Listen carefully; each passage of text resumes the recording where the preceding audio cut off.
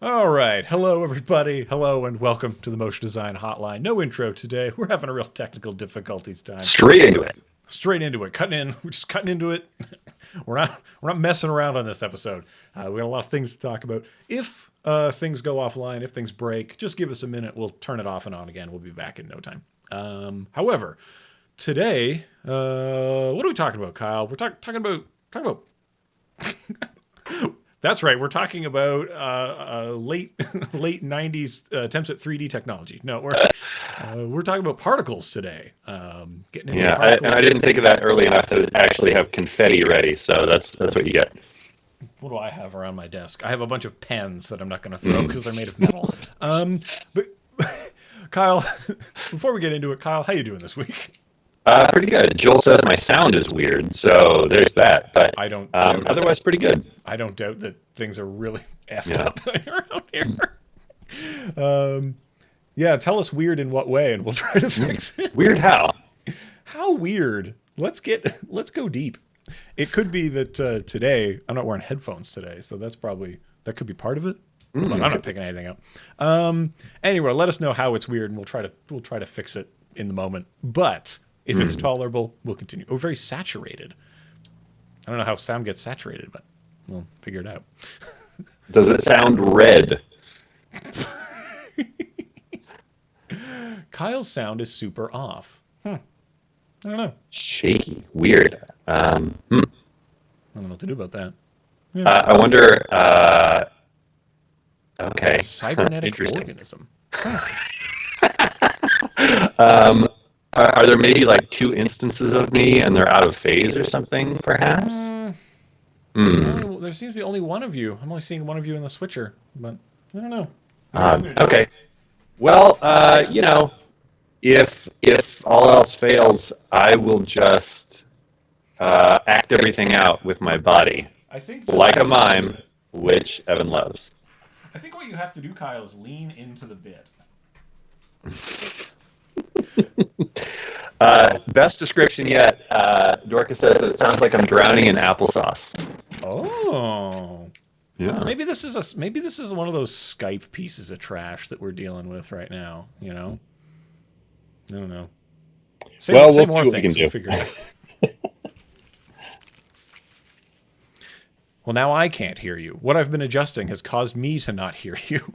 Well, sorry, Anyway, everyone. I think we got it now. Hopefully this is... I've just put on headphones, so now I look totally cool. These are my awesome monitors. DJ Evan. Anyway, hopefully we have solved the issue. Maybe not. We won't know for a while. But let's just get into it. Let's just pretend like nothing's wrong and continue Perfect. with Yeah. our lives. All is well. Everything's normal. So yeah, we're talking about particles today. Talking about particles, getting into it, getting crazy. Yeah, so we'll see how it goes. Oh, I guess it was me. People say it's better now. Always It your was fault. your voice coming out of my speakers into my brain. I have that effect. Yeah. Yep. Well, anyway, so now I just have to look ridiculous for the rest of the show. But uh, we're going to talk about particles today. We got a question in from friend of the show, friend of the program, Sinead's here asking questions. She does a lot of theater stuff, so she had some questions about some theater graphics and some particles and some particle emitters. Hopefully she's hanging out in the chat. There's a lot of people hanging out here. She is here. I saw her. Oh man, so many people hanging out here. Where all these people Yeah. come from? Oh well. Yeah. What a day to have technical difficulties, right? So the challenge was for you and I, Kyle, to try to remake some stuff with particles. I tried to do it with some of the vanilla stuff, and you had some Stardust and some particular stuff. We're going to be talking about all kinds of particle emitters today. So hopefully people are into that. Particles are, I don't know, I feel like they're kind of a big tent to get into, right? Absolutely. Like, Yeah.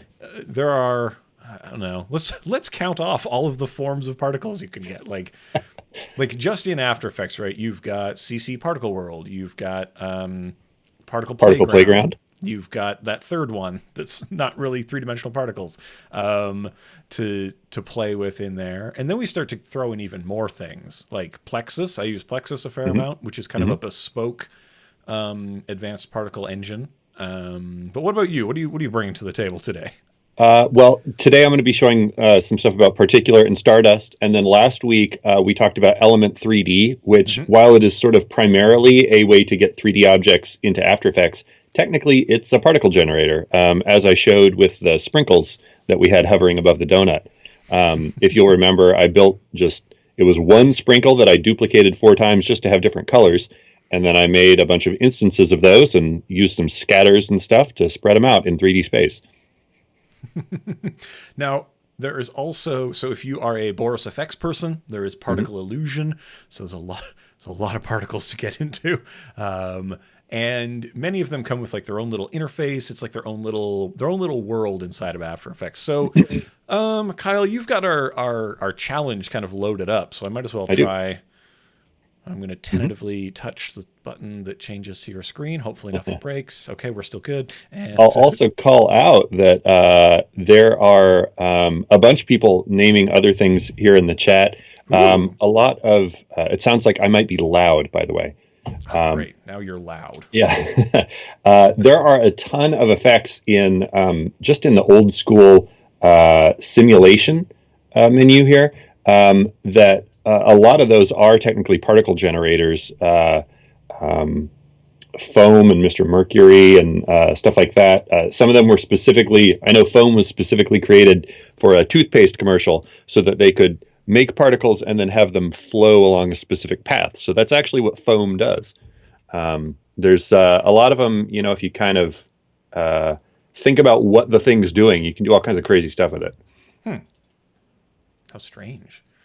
Let's see. Oh, Kyle. Uh-oh. Kyle, I found what the problem is. Oh, boy. I'm hilarious. Okay, please continue. Okay. So I'm just going to assume that my screen is up. Yeah, we can see your screen. Okay, cool. So the spot that Sinead sent in to us, it's a promo for this live theater piece. And so some of this is promo stuff, and some of this are actual things that are happening during the show. So obviously there's some, particle stuff happening during the promo bits here. There's little stars here that would be good particle bits. And then during the actual show, clearly what's happening is they have, you can see here, they've got a bunch of practical lights built into the set as well. But clearly they have these like display panels or something that are part of the actual set and kind of create these virtual environments in a couple places. So which is a really interesting concept. Yeah, like stage graphics are really interesting. Stadium graphics are really fun. Like these kinds of, like, we got non-traditional ratios of video, but when you get into projection mapping and you get into like projecting on a stage, then we're getting to some real interesting narrative territory, things that you can't do with traditional lighting, but you can turn a blank box into an entirely other world with projectors, right? That you have a ton of control over and can even react to the actors. There's actually a dance troupe here in Kansas City that I think tours internationally called Quixotic. And they do some really interesting stuff using dance where they're interacting with these motion design pieces that have been created. And they're like dancing, but like grabbing these balls of light and like throwing them to other dancers and like doing all kinds of crazy cool stuff. Just it enables a lot of really interesting things. Yeah, I was hoping you were going to say Jabberwockies, but anyway. No, sorry. So yeah, I guess our challenge was to do some. We're going to try to do like this spiral. We're going to try to do some of these like little motes of particles. One of the specific challenges is that all of the particles are also numbers, right? In this case, like it's a big swarm of numbos, and so we got to try to do that. So I don't know. Let's see what you came up with, and we'll go from there. And shout out. Well, I don't know. You're doing vanilla stuff. Do you want to touch that first? Yes. You know what? Let's start vanilla and then get spicy. We'll put that sriracha sauce right on the ice cream and see what's up. So Oh, hey. The Harry Frank hanging out. What's up? This is so cool. So one of the things that we wanted to get was this spiral, right? And whenever we have some amount of particles, oh boy, let's back up. Particles. So there are a couple of modes of particles, right? You can have persistent particles that are always hanging out, or you can have emitted particles that are going to spray out like, they're just going to spray everywhere, and they live, they die, repeat particles. So those are kind of our two modes that we're thinking of. And with this spiral idea, like, well, then we know those should probably be emitted particles rather than persistent particles. And so what I thought was like, well, all we really need to do is to take a particle emitter and start spinning it around, and it'll start barfing out particles all over the place. And that's what I do. So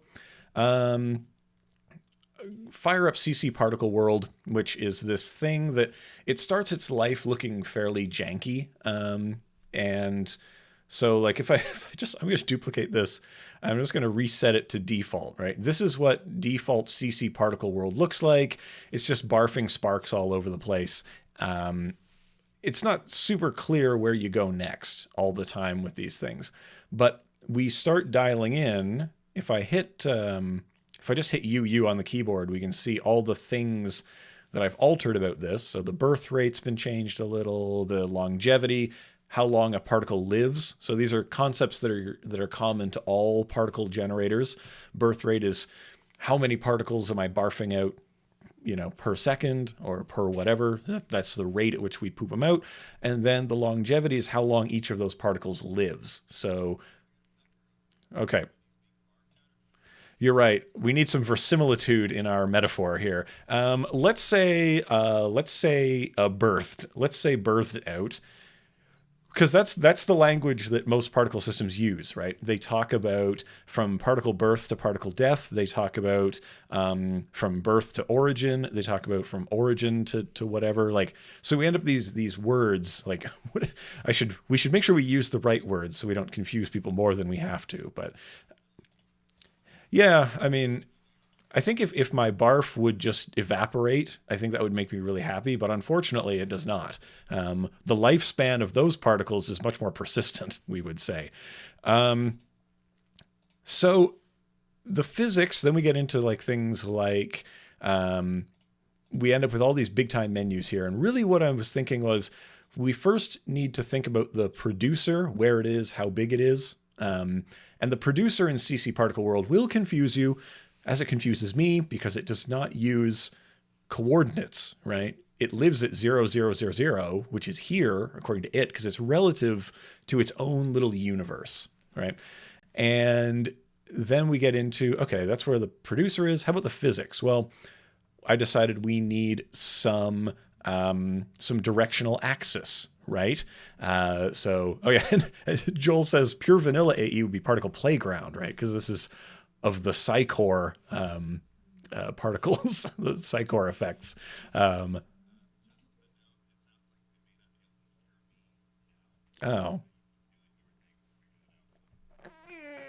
Why can't we hear Kyle anymore? Oh, why did we boot Kyle from the thing?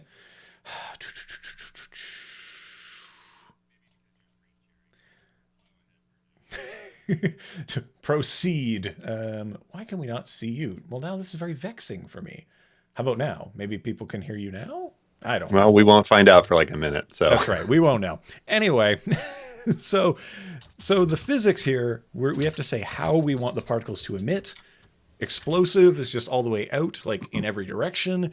Directional axis is what we want because we want to control where it's blowing. And then we can use the extra, the thing that's extra about it.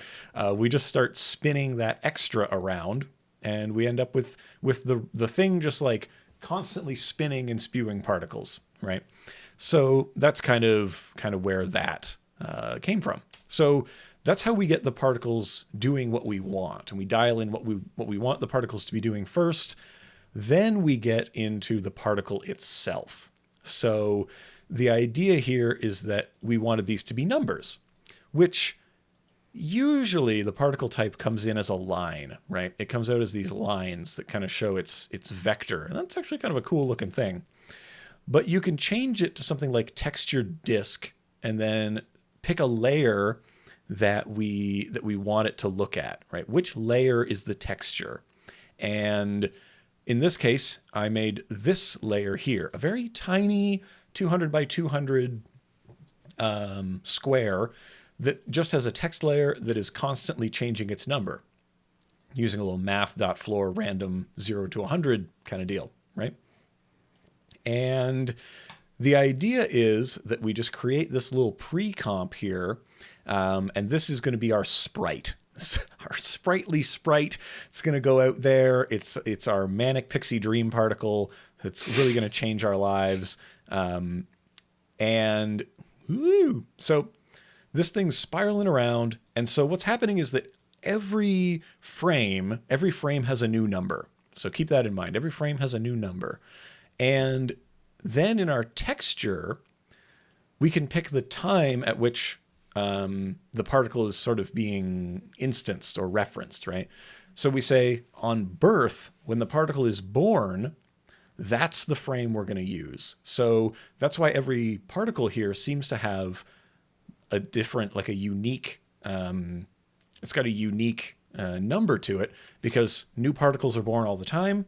And so when it's being born, it has a new number, and that's its number for the rest of its life. Like this stays as number 16. Whoosh. And so that's how we made that happen. Not much else to it other than that. Everything else is dialing it in for taste, right? At that point, the structure is locked in, and then we can start dialing things in about the physics that we like. So like if we increase the velocity, right, that's going to push the spiral to be looser because we're spitting out harder. We're birthing the particles harder. Ugh, that's quite an idea. But I'm glad we switched to birthing from pooping. I know, so good. Loving every minute of it. We've got the gravity, right? By default, this has gravity, but we have removed the gravity, so it all just kind of floats like it's a top-down kind of thing. But you can dial in all sorts of crazy things in here, and it is really one of these things where by default it's kind of ugly, and then you start stripping things away and really honing into your taste. But this is possible. Hopefully this kind of illustrated how to do this. I don't really know what else to say about the kind of physics here that we can deal with. One of the things that's really interesting is that as we go through more particle systems, I think it's going to become a little bit more apparent, like some of the overlap between them. Mm-hmm. Like here is using the same CC particle world to make kind of tumbly snow particles, right? That they're kind of blowing in the breeze here. And that's just by making our emitter huge. So it's emitting all over the place, giant emitter, big emitter energy here. And we're still using the directional axis to push these. So they start moving in a certain direction.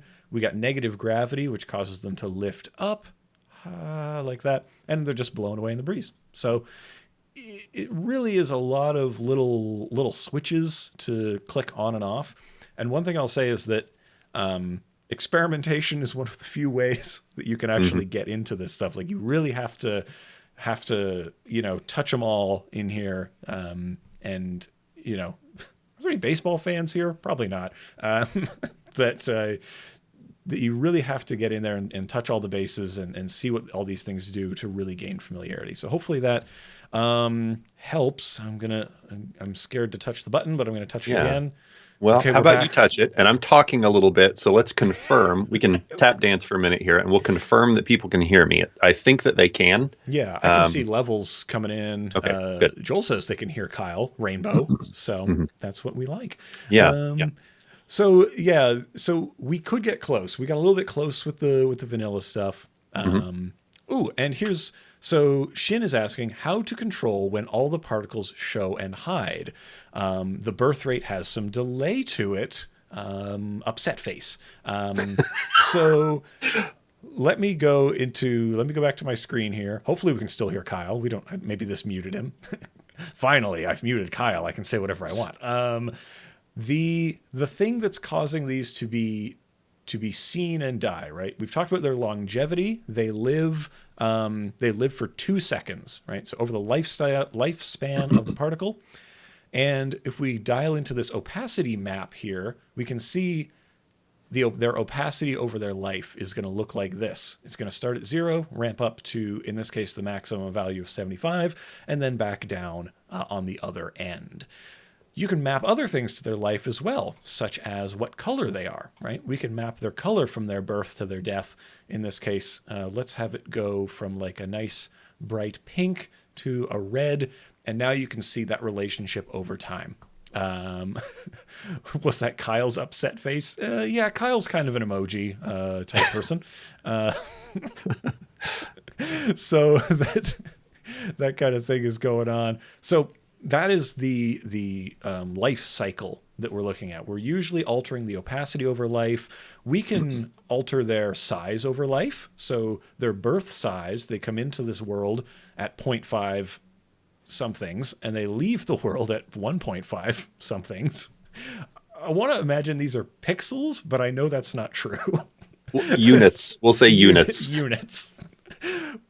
And I'm going to wag my finger now at plugin makers who do not include units on their effects and their things, because 0.5 what?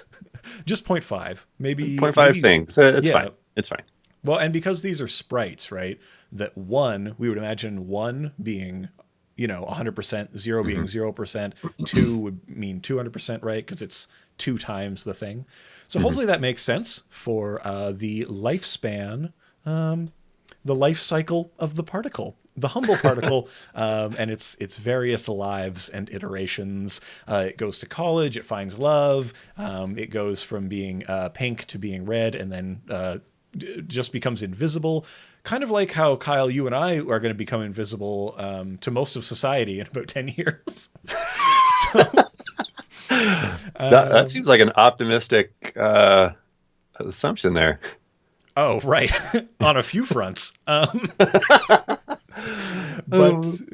yeah, why don't we see what you've got going on? Technical difficulties make us silly, Kyle. I mean, we're already silly anyway, but yes, we do feel a little unleashed today. Yeah, today's feeling a little unhinged.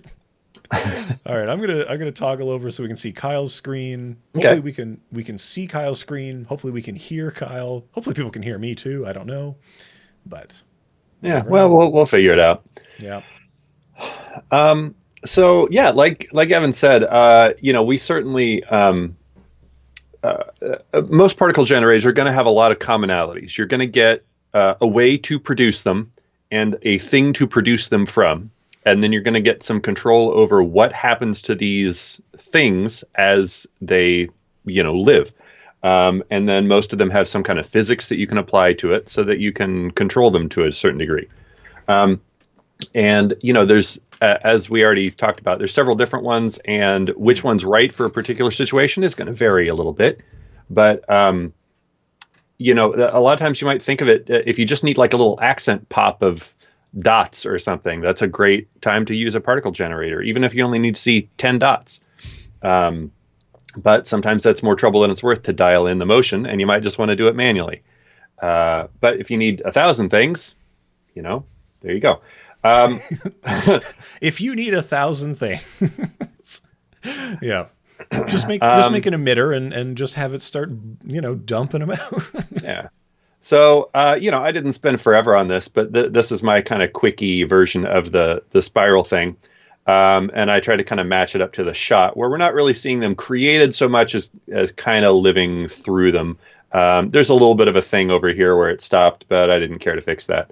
So I'm going to kind of quickly talk through how I built this, and we'll just kind of, see where that takes us. So for starters, I felt like I should build a floor, and just to show you what I did, this is just a solid. I made it kind of big, so it can be 3D, and we can zoom into it. And then I used 2 instances of the grid effect here. There's one that's kind of bigger, a second one that's smaller and a little bit thinner. and then some curves just to like pop things. Okay, I'm not even going to show you that, but there it was. So we have our, I'm using Trapcode Particular, which is from Red Giant. It's one of my favorites, and for a long time has been kind of like the go-to, you know, if someone was like, what's the first thing that I should buy? Particular is usually my answer. Because it's been around for a long time. There's a lot of documentation about it, a lot of great tutorials, and it's been refined a lot over the years. I definitely think it's a big improvement over the included things, but you know, as you showed, there's plenty of times where the included effects do great for stuff. So yeah, and I'll say like the Trapcode suite, right, comes with like form and mirror and a bunch of other things. Like persistent particles are the big thing. Like I love persistent particles more than I like emitted particles. So Trapcode form is my usual go-to, which is there aren't a lot of persistent particle things you can do without it. So anyway. Yeah. Form is what we used for the little background squiggles in our promos and intro-outro bit, by the way. Which are fantastic. They're oh, yeah, the best. We're using particles to their fullest ability. So one thing I really like about Particular is that you get a lot of control over things. And so you'll see a lot of the same kind of terminology. You've got an emitter here, you've got your particles, and then you have the opportunities to do shading and physics and stuff like that. So what I thought was like, well, if I'm making a spiral here, how about I just make a null in the center? And let me turn off a few things here. I just made a rotating null here. And a cool thing about Particular is that you can use a light as an emitter. So I'm going to go ahead and just create a point light here. And I'm just going to name it emitter, even though I don't think I necessarily need to. And I'm going to parent that to the null and just zero this out. And then let's just do a little kind of position push. So as this goes, you can kind of watch my whoop. There we go. Kind of comes out. On the final one, I did a little bit of Z movement as well, but I'm not really going to worry about that. So Particular, instead of just giving you like, here's a point that the stuff is coming from, you get a lot of different options. You can emit from layers or OBJ models, from text, all kinds of stuff, but lights is one of them. So you can emit from a light or, all the lights. So you can kind of see it's a little chaotic still here. And that's because all the individual particles have velocity is what is called here. If I set this to 0, this is the speed at which they're coming out of the thing. So you can see that gets a little tighter. Well, they're still doing that, and that's because they've got velocity from motion. If I set that to 0, too, and actually turn the emitter size down to almost nothing, you'll see now I've got like a really tight spiral here. Woo. And when I'm working with something like this, I kind of like to simplify it as much as possible, figure out the motion that I want, and then start refining to get the look. So let's just kind of preview this here. And we're like, okay, that's more or less what I want. Obviously, those particles are going to need to live longer. So let's, just come in here, crank that life up to maybe like 10 so that they stay around as long as we want. And obviously, that's too tight. So, now we can kind of start turning up the emitter size here. So this is actually like the little ball that is following around the light. That's what the particles are actually coming from. How big is this? So maybe we'll make it that big, and then we'll give them some of that velocity from motion. So the actual motion of the light is giving them the motion to, keep moving now, even if they don't actually have any strength themselves as they come out. They're just being kind of blooped out, but they're inheriting all that inertia. And while some of the stock particle effects can do this, one thing that's really nice about Particular is that you can feed it sprites. And in this case, I built my little digit thing almost exactly the same. I just posterized it a little bit, and then I added a little source rect thing to the anchor point just so that it stayed centered, no matter what the digit was, even though that doesn't really matter for this. But so there are the expressions for that. You can screenshot that and do what before we jump out of the sprite zone there, there's some questions about like people are getting good about it in the chat, but you can have like an animation in there. You Absolutely. can have it be a looping thing or an animated thing, like a butterfly flapping its wings, all kinds of great stuff in there. Mm-hmm. But in CC CC particle world, not as easy because the time sampling is a little bit different, right? That's what's so great about particular, that you can just randomly pick a point to start from, or you can randomly pick a frame and hold on it. Like it's so good with stuff like that. Yeah. Anyway, Agreed. Like, as I said, a lot of the included effects will get you pretty far, but there might be times where you run into limitations like that. And in this case, I can choose a sprite. I've already got it dropped into here as a pre-comp. And then from that sprite, you can choose. There's quite a few included ones, which is awesome. So you don't need to build a lot of the stuff from scratch. But then there's a little thing here for texture that you need to tell it what to, what you're going to feed it. And in this case, I do need to turn these up quite a bit in size to see them. There they are. And then you get even more control over, like Evan said, to get a time sampling. So what do you want to do? If I wanted each of these to be just a random still frame, I could do that. In this case, it's already kind of randomized within the pre-comp, so I'm just going to let them loop so that we kind of always get that nice change. But I was able to do that pretty easily. Let me go ahead and turn my resolution down here. One thing about particle generators is they do tend to take a lot of processing because you're making a lot of things. Yeah. And some of them are good about really optimizing the GPU performance, and like these are all the little considerations when shopping for your particle system of choice. Not that we're biased or anything. I mean, neither one of us.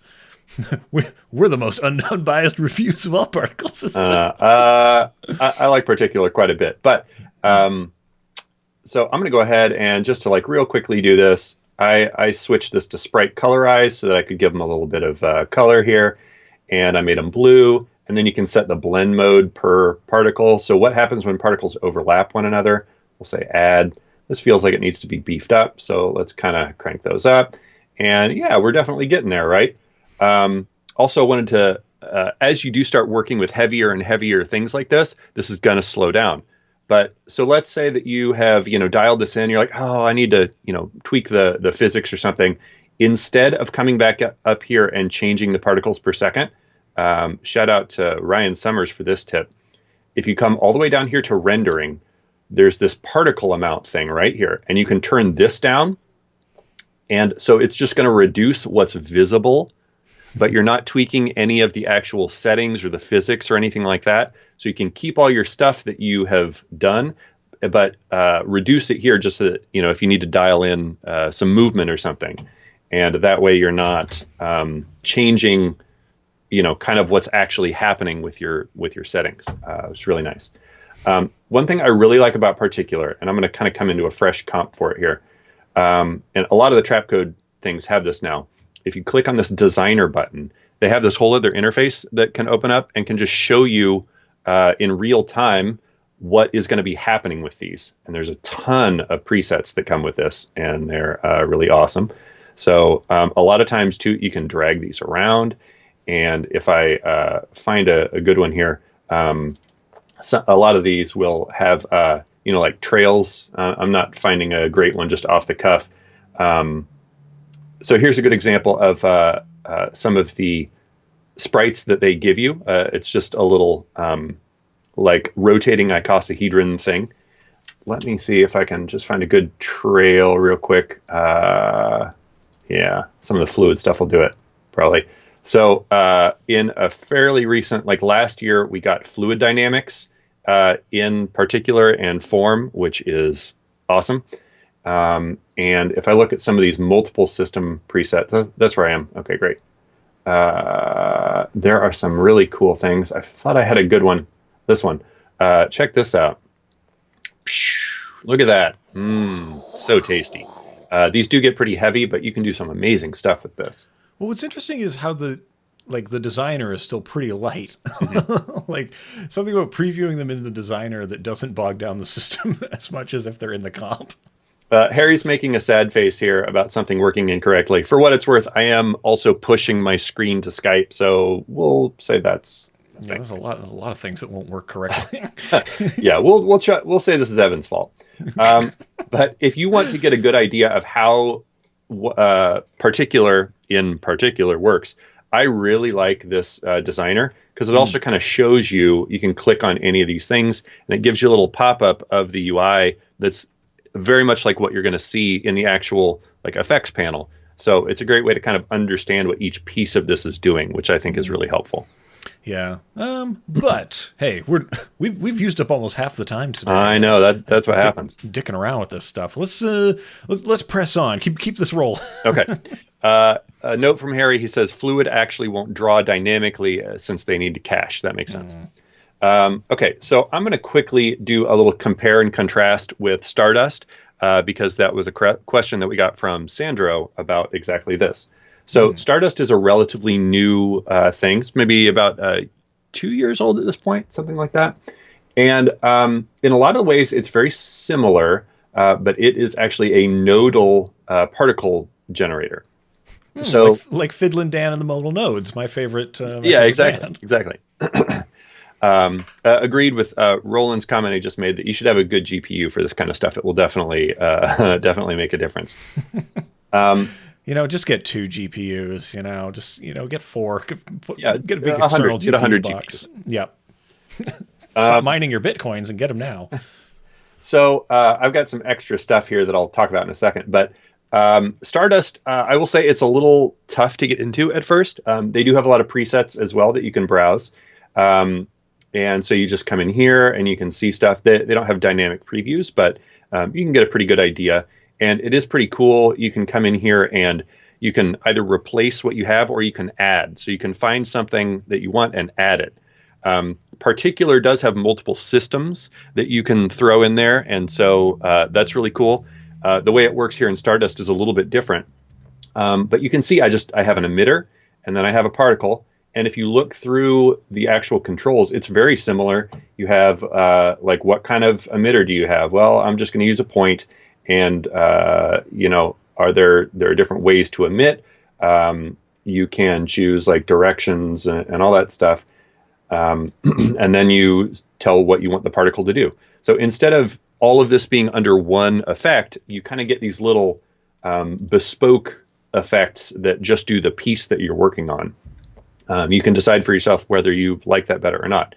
So here I've just done a super basic. This is just like the most default thing, right? It's just like a little thing spitting it out. And then I added a force. All of your things are here that you can add. I just added a force to give it a little bit of gravity and a little bit of wind on X, okay? So it's just kind of spewing out, being blown to the side and being pulled down a little bit. So just to kind of demonstrate something here about the strength of the way this is built, I'm going to add some auxiliary particles, which are other particles that are birthed from each of the main particles being created, okay? So I'm going to turn this on, and then I fed it its own little particle thing so I can control what that looks like. And so then I'm going to tie this to that. So now I'm telling it, you are coming from this particle. So now each of these particles is creating their own little red particle, and you'll see they're all being affected by those forces here, right? Because the force isn't connected to anything, so it's just kind of a universal thing. But if I wanted to, I could actually connect this force just directly to this particle and then see how this is now kind of its own branch. And so if you see the difference now, the force is affecting the main particles, and these red ones are emitting from these particles, but now not being affected by those physics. So it creates a lot of interesting capabilities there. For what it's worth, I could totally do this exact same thing. In particular, you can control whether auxiliary particles get controlled, but it seemed like a good way to explain it. One thing that Stardust does really well is that you can feed it a lot of 3D stuff. Particular has some of this too, certainly, but you can feed it 3D models as particles. You can feed it 3D models as like things to interact with the particles. And so I definitely see a lot of 3D terminology in here. So if you're kind of coming from that background already, it helps. Just to kind of show you, there's a little bit more going on in here. And then I'm throwing a field at it just to kind of affect this. Again, this is a thing Particular can do as well. I created a spherical field, and then I told it to affect a couple different properties, and then I could like push it through this field of donuts to kind of, shove these out of the way or whatever we want to do. Get out of the way, donuts. Yeah, get out of the way. So, there's you can go down such a rabbit hole with any of these, and I think a lot of it is what is your taste. Personally, I own Stardust and Particular and Element, and I use them for different things. There's a lot of times where they could totally overlap and do the same thing, so it's kind of up to you. Yeah, and there's no end to there is no end to the ingenuity of particles. And hey, you know what? Why don't you just crack open Cinema 4D? You got some particles up in there too. Particles on particles around here. But it's really interesting. It's one of these things that's like, I think it's the first thing that people graft into After Effects. I think is I gotta get better particles. But Joel has a good point. So Particular cannot use 3D particles. You can use 2D particles. If you look at some of those, they are like if I pick the icosahedron thing. Let me just show that real quick to demonstrate.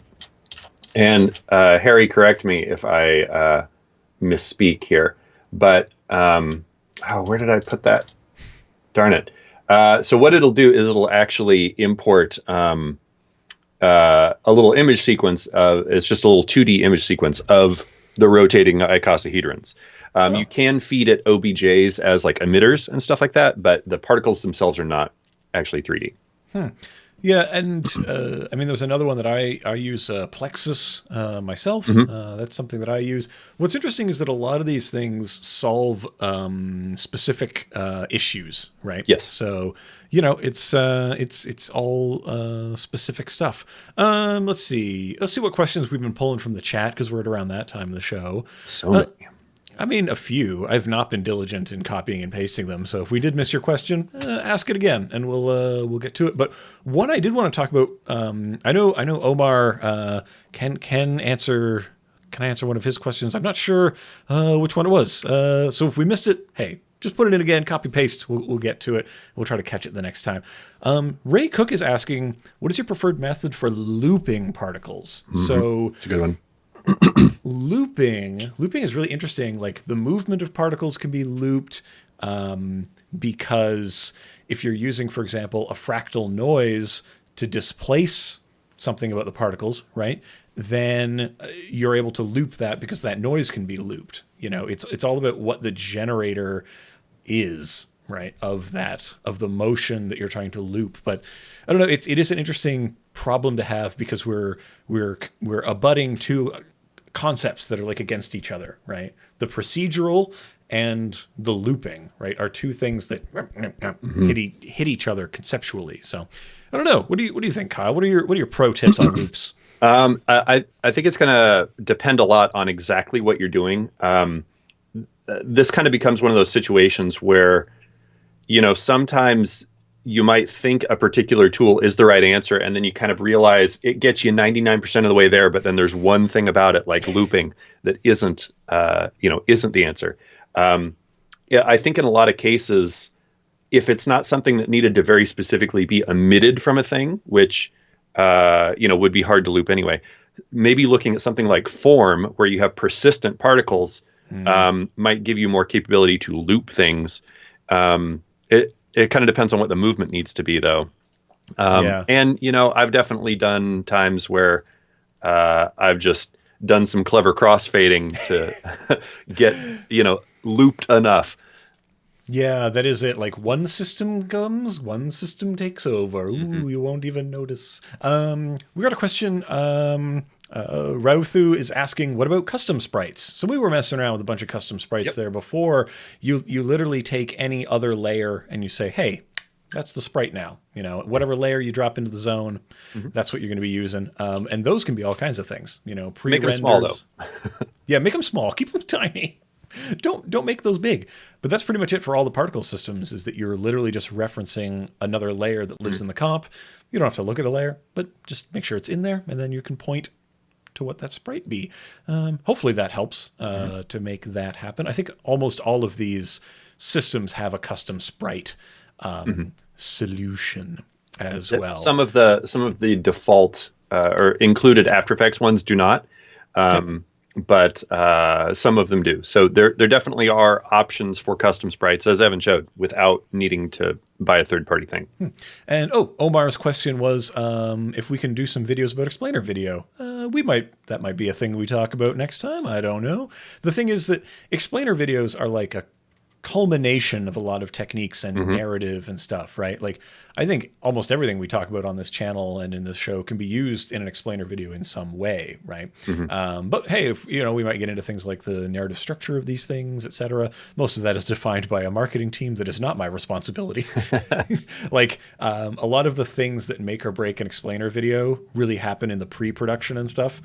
That you know. A lot of us are in the execution phase, so we're not in the planning phase. We can talk a lot about, on our end, what would make it great if only we had considered our visual metaphors more carefully when we were entering into this.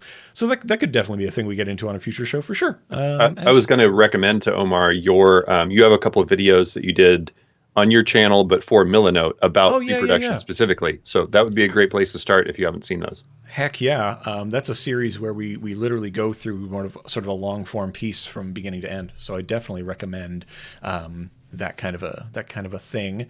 I noticed that I didn't really talk about this on either of my demos, but thought I would quickly point it out because I'm seeing a little bit of chatter about it. That Particular is camera aware. Yeah. I have a camera here in my comp. I don't know if you're back on my screen, but we are now. Just to quickly show you here that I can use the camera tool, and it takes a second because there's a lot of particles in here, but I can drag this camera around and change my perspective. I can animate it.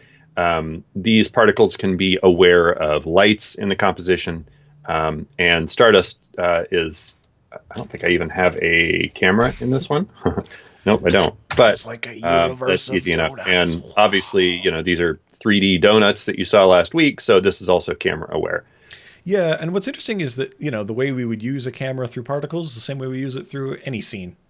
Camera be camera. It's one of those things where we're setting up a world and then we're pushing the camera through the world, right? But yeah, hopefully that makes sense. What other things we got going on here? I'm only rushing because we got like 10 minutes. 10 minutes left, I know. Holy and we have a whole little list of things we want to talk about today. Oh, it's true, we do. How about this? Okay. I guess since it does start next week, why don't we kind of follow up on Sandro's other question about the AE Scripts Summer of Sales. The Summer of Sales. And admittedly, I have not looked at the things that are on sale next week close enough to know if they will fit into the category of what you want to answer. Right. But it seems like a good time to shout it out. Yeah. So yeah, Kyle, if you had to pick some things to look out for on that Summer of Sales, what's jumping out? Looking at this, so Everts and Zucker, this is going to be all the like monkey things, all the type monkey and such that. A very automated build out of different things. There's some super sorcery going on there. The bow plugins are really good.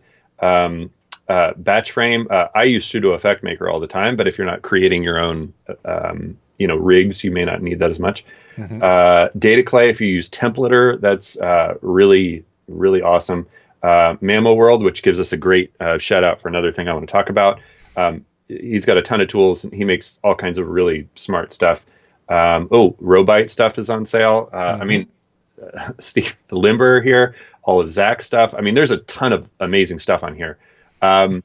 Since Zach's stuff is on here, personally, I use Flow, which you could see in my interface, and Explode Shape Layers is one of my always in my interface things because I work with shape layers quite a bit.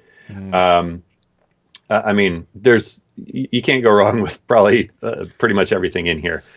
Yeah, one thing I would say is I think a lot of the big used things that get a lot of play are showing up in here, right? Yeah. And the caveat I always say when buying effect things to add into your After Effects situation or whatever you're doing, think about your challenges, think about your pain points, and then consider what you're going to be doing, right? Yep. Don't pick up things if it's not something that drastically either alters the form in which you work or unlocks things that were previously impossible. Yeah. Right. And a lot of these check those boxes. But for example, should you go by Plexus? I don't know. Do you need a point cloud that's connected by lines? Right. I don't know. Is that something you want to explore and get into? I don't know. Do you have specific requirements going on that things kind of solve, right? So it's such a subjective kind of thing, but there's a lot of things that automate processes, for example, that are not useful for me to automate because I prefer to art direct things rather than to automate them in my workflow, right? But for other people, like for them, the things like Type Monkey, because they have to do lyric videos all day long, Right. and that hurts. Crank them out. So Type Monkey will literally solve your problem. One thing that I will point out here, just to pick one here, Yeah. is there will be exceptions to this, but almost everything on AE scripts has a try button. And so you can download the thing and check it out. There's usually some restrictions of some kind, obviously, but try it out and see if it actually works the way that you want. There's definitely things that I have gotten before, and it seems like it was going to solve my problem. And like I mentioned before, it got me 99% of the way there. And then it turns out there was one crucial thing about it that I couldn't change that made it not quite work for my case. And that's not the fault of the effect or the script. That's just, it didn't quite match my needs. And After Effects and motion design in general is something where people do such hugely different things all the time. So, spend a little time and see if it is indeed the thing that you need. We got another particle-based question in here. Rothu is asking, can we embed particles in a shape, meaning having boundaries to control particles in a specific region? Oh, that word is not coming out of my mouth well today. Well, yes and no, right? But in a 3D context, the layer that you put the particle effect on isn't where the particles live. That's the window through which you view the particles' world. So even if you put them on a shape layer, it's not like the particles would boink off the sides of the thing, unless the particle system itself has systems in place to recognize walls or floors, right? Which are planes that you put into the system that will make things actually kaboink off of the sides. Which some do. Yeah, some have that, some don't. As you showed, we're using Particle World. Is that right? I was.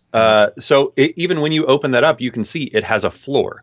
Yeah. So a lot of them don't have a shape that you can box things inside, but you can have a floor that things can interact with, and they might bounce off that or die when they hit the floor. Some of them will be able to feed. You can feed it an OBJ and have it interact with that in a way. You'll have to explore different ones because they have different capabilities. Yeah, and some of them have containers. Some of them have constraints. Some of them push things away, attract them to. Like, these are sort of the more advanced ideas. The other thing is like, well, I want to treat shape layers as particle, right? Well, then we're talking about something like Newton or Physics Now. Always pronounce the exclamation point in Physics Now. So I think the NOW is all capitalized too, so I feel like you have to yell it. Physics Now. I won't yell into this microphone. It's sensitive. It doesn't like that. But hey, speaking of, we're coming into kind of the last 4 minutes of the program in here. Jenny's saying, what about masking that layer? Same thing. You're just masking the window through which you view the world, right? That's the thing that happens unless you have a particle system that treats the mask as something, right? Otherwise, it's just like, well, this is my window, and now I'm shrinking the window through which I view that space. I definitely remember specifically a couple of text to sand sort of tutorials where you are quite specifically using a mask or like a wipe or something to bring those particles on and then have them blow away. Yeah, because it's only that thing that's inside the mask that's being treated to become the particles. So, anywho, let's see. We should talk about all those things that we wanted to All talk those about. things. That's why we make a list so that we remember the things. Right. I mean, we've got some. We talked about our summer of sales, and you talked a little bit about Mammo World. I They've got did. So I wanted to call out, and if you don't have a link for your thing, this would be a good time for you to scramble and figure that out. Oh boy, I'm trying to do that. So Mammo World, who is Matthias Moll, who makes a ton of really brilliant tools, he put out a free ebook about motion graphics, which you can check out at the link I'm about to drop here. And here, I'll toss this over on my screen real quick. So especially if you're newer or, maybe you want to kind of make sure you kind of got all the basics, this looks really great. I haven't had a chance to read through the whole thing yet, but, kind of browse through it. He's a super brilliant guy, and there's some really good, insightful stuff in here. So check that out, and it's free. Yeah, that thing that you were talking about with me recently, if you're very new to After Effects, the good people at Adobe, we partnered together to create this kind of very basic intro series, basically starting from nothing and working up to doing something in After Effects. Put a link to the playlist there. It's on the Adobe Creative Cloud. It's on their YouTube channel if you want to watch. If you want to see me, not on this channel, but a different channel. It's that, and we kind of talk through the basics of getting into the program for people who have maybe never touched it before, or who have never or frustrated with some of the earlier pain points that happen. So hopefully that helps people who are having those kind of early stumbling steps, I think, is what's good. Yeah. And then I wanted to give a shout out to our friend Haley over at Motion Hatch, who has been doing a tea time on Thursdays. It's afternoon, or it's morning for me, end of the day for her. There's times there. If you're not a member of Motion Hatch, it's just a Facebook community that you can join. She does a great podcast. Haley's awesome. So this is just kind of her doing what we're doing here, but more business focused. So right, it's a cash hang.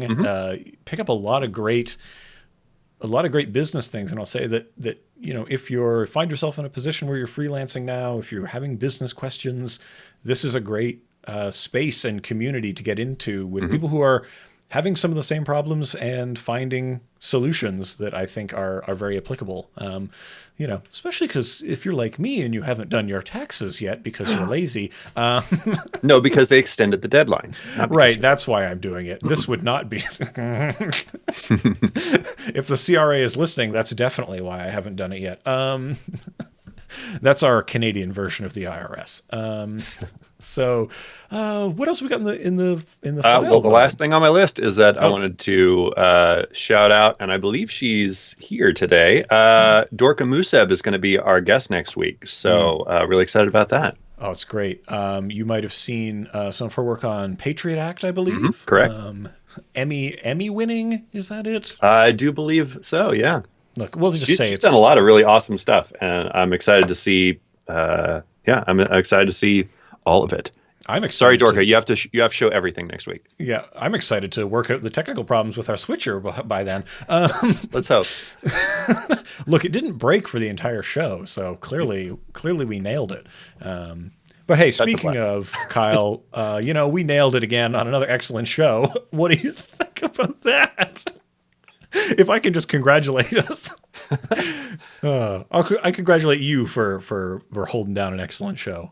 Hopefully that was helpful for people who wanted to learn about particles. And we, I know we've only marginally scratched the surface on some of this stuff. Like there are no end to the depth that you can get into. They go real deep. I mean, you kind of pick a system that works for you and just dive in, because it's there's a lot of stuff to touch in there.